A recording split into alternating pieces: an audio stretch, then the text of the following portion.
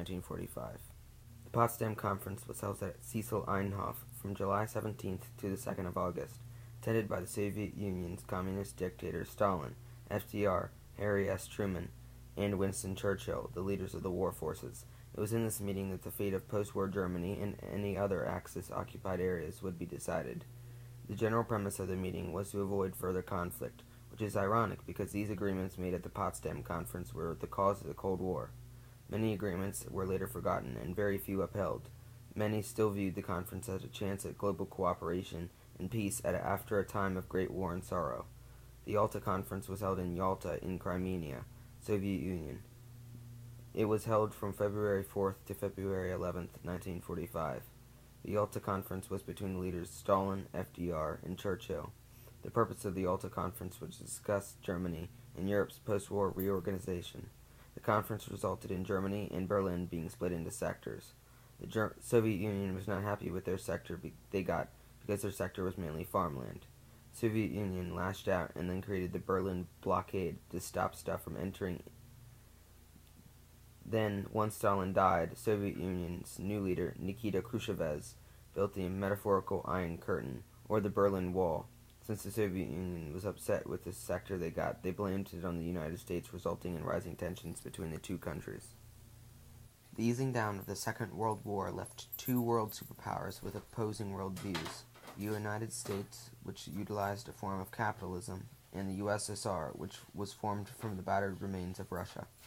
The end of the war resulted in a major shift in the goods demographic. This forced manufacturers to create capitalistic goods, such as automobiles and more advanced kitchen utilities. This is the essence of capitalism, to continually advance and push one's products and goals to better benefit one's economic status.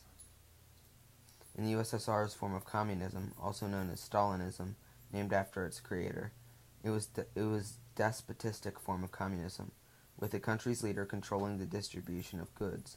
In Stalinism, the individual person works for the general benefit of the country, and one's produced goods are theoretically equally distributed among the general population by the government.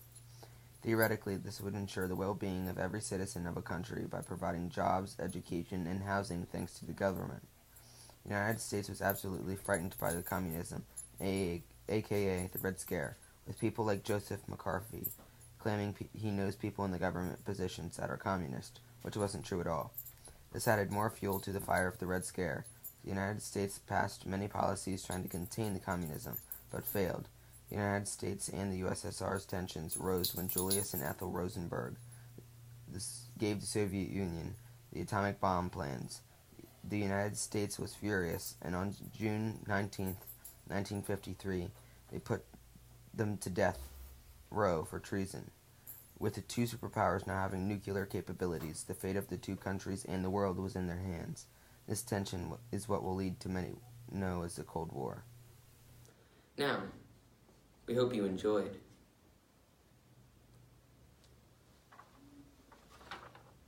What's this?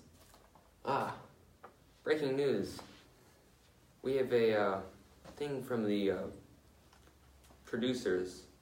It's a new format that apparently better summarizes the general populace's opinion on the Nazi Party. Play the tape.